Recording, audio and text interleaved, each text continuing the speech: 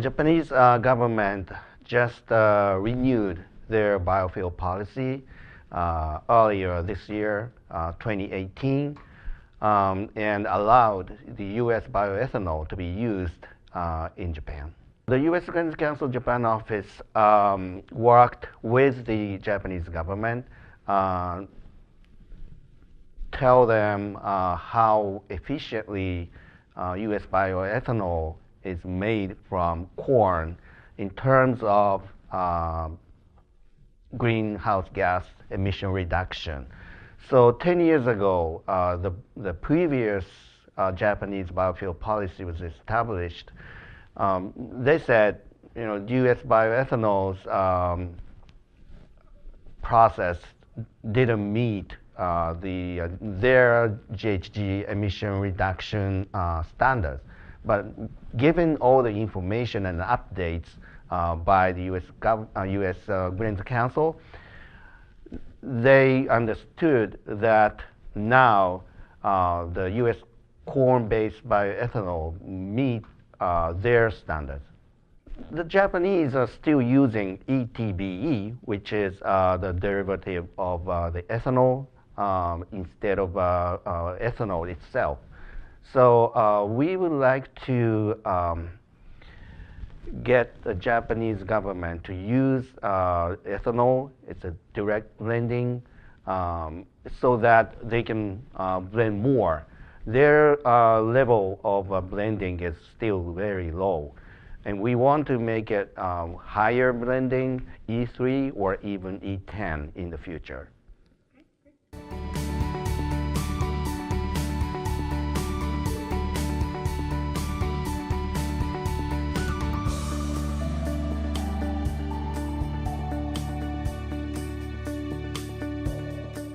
Our ethanol promotion efforts in Mexico have been focused around informing the process.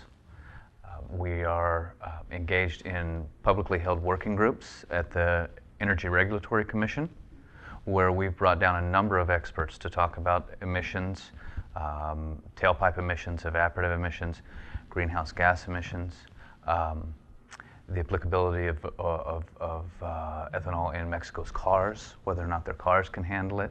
So we've just brought a number of experts down to speak and give presentations. One of the major successes we've seen recently is the adoption of E10 in Mexico. And we still have some ways to go. We still need to get the 3 major cities opened up to allow ethanol blending. But one major accomplishment that we've seen in Mexico is the move from E5.8 to E10 in almost all of the country, which what that does, that lines Mexico up with what is being produced and sold in the United States, which is E10, and it makes it very easy for that gasoline to come down into Mexico.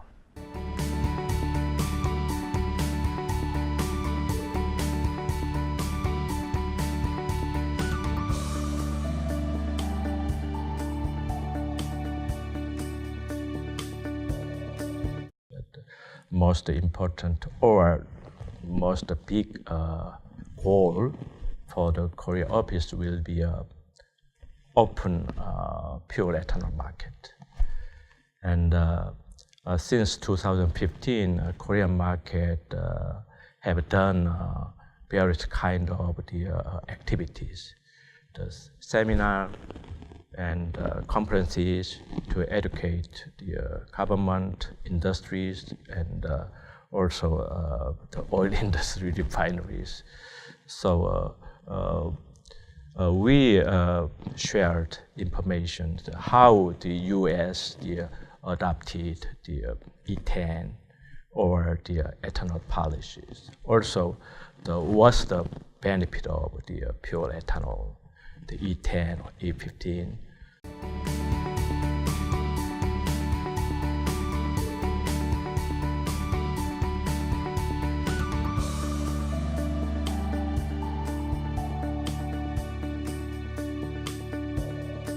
Ethanol has been a tremendous product or commodity that we're promoting. There's definitely challenges that I face in a market like Indonesia and Vietnam that we're seeing. specifically Indonesia. It's the last billion-gallon market open. It's been hard for us to sell and promote ethanol into that market, specifically because they've again very protectionistic policies. They're keeping our products out. So we're working really hard with the Ministry of Energy in that country to try to open up that market for U.S. ethanol. If you look at our market share in the Philippines today, the Philippines is a long-standing customer of ours. We're selling between 60 to 80 million gallons of ethanol annually to the Philippines. Now that translates to one ethanol plant today. And that's important. That keeps rural jobs, that keeps us grinding corn domestically and shipping and servicing that specific market. Obviously I mentioned Indonesia. When you talk about 1 billion gallons at an E10, I mean, that's huge. That's a significant volume. And a lot of people are just salivating at that potential. But there's a lot of work that needs to be done on the ground.